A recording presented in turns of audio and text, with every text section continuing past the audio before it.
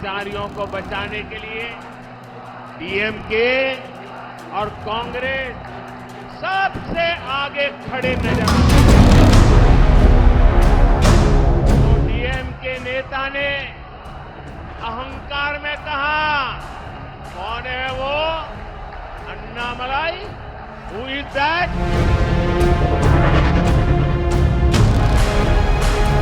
यह अहंकार तमिलनाडु के महान कल्चर के खिलाफ है।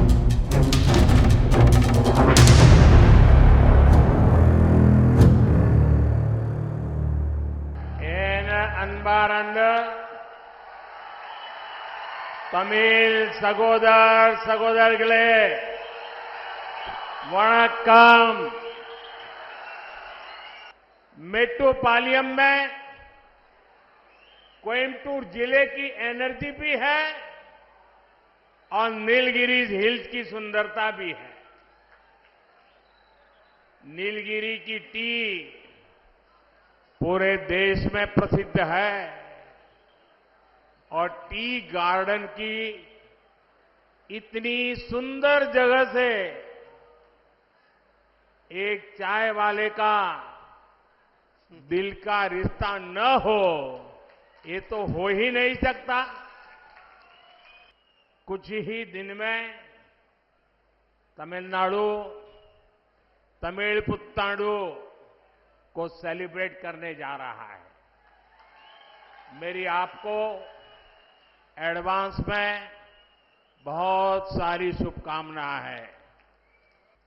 अटल जी के समय में नीलगिरी कॉन्स्टिट्यूएंसी के लोगों ने बीजेपी को जबरदस्त समर्थन देकर यहां बीजेपी का सांसद बनाया था।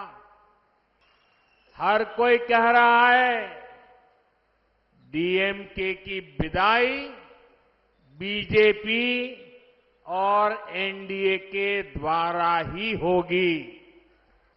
डीएमके और कांग्रेस जैसी फैमिली पार्टियों का एक ही एजेंडा रहता है, किसी भी तरह झूठ बोलकर सरकार में बने रहो। कांग्रेस डीएमके के इंडी अलायंस ने दशकों तक एससी, एसटी, ओबीसी समाज के करोड़ों लोगों को मकान, बिजली, पानी के लिए तरसा कर रखा। इन फैमिली पार्टियों को लगता है कि इनके बेटे बेटियों के अलावा कोई गरीब ट्राइबल बड़े पद पर बैठ ही नहीं सकता है। तमिलनाडु में इतना पोटेंशियल है, इतना टैलेंट है, लेकिन जब से डीएम की सरकार आई है, इन सबको इग्नोर किया जा रहा है। इनके करप्शन से भी तमिलनाडु की हर इंडस्ट्री परेशान है। देश आज मेक इन इंडिया की तरफ बढ़ रहा है, लेकिन डीएमके उन लोगों के साथ खड़ी है जो देश में इन्वेस्टमेंट को खत्म करना चाहते हैं।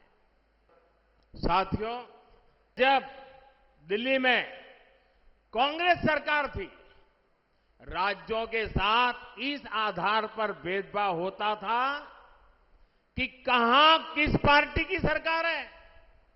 लेकिन एनडीए सरकार सबका साथ, सबका विकास के विजन पर काम कर रही है। डिस्क्रिमिनेशन और डिवीजन का जो खतरनाक खेल कांग्रेस देश में खेलती है, वही खेल डीएमके तमिलनाडु में खेलती है। डीएमके का फोकस कभी भी तमिलनाडु का विकास नहीं रहा है। कांगो रीजन और नीलगिरीज के विकास के लिए और तेजी से काम करेगी। इधर मोदी इन गारंटी। यहीं कोयम्बटूर में हमारे पवित्र संगमेश्वरा मंदिर में आतंकवादी हमला हुआ था, लेकिन डीएमके सरकार कट्टरपंथियों पर लगाम लगाने के जगह उन्हें बढ़ावा दे रही है। मैं तमिलनाडु में भगवान राम से जुड़े स्थानों पर आता हूं, इन्हें उससे भी तकलीफ होती है। ये लोग तो सनातन धर्म को समाप्त करने की धमकी दे रहे हैं।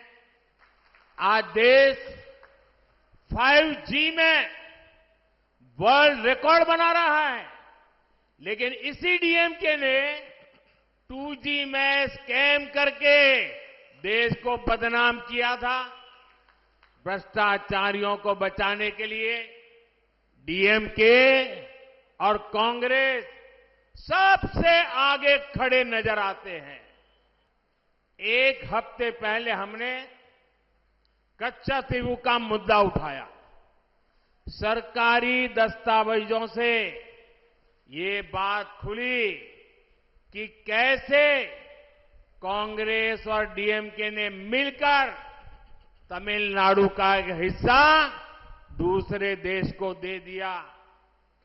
डीएमके सत्ता के अहंकार में डूबी हुई पार्टी है। हमारे युवा नेता अन्नामलाई जी के बारे में पूछा गया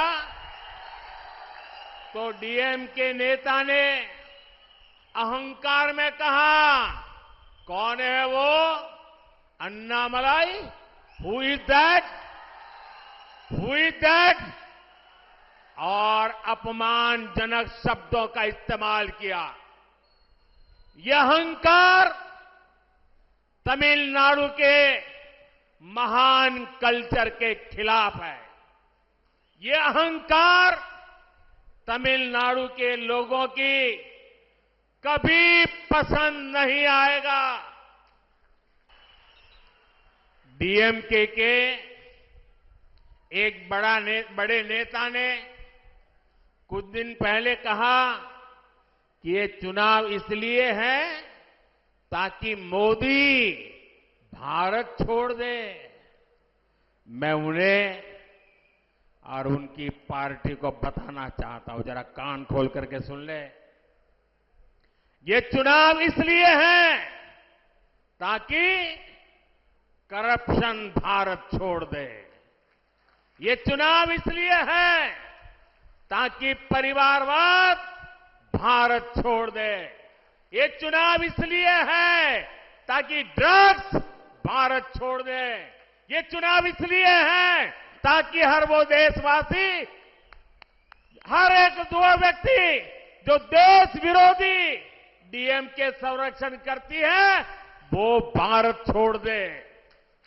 मुझे विश्वास है आप मेरा संदेश जन जन तक पहुंचाएंगे।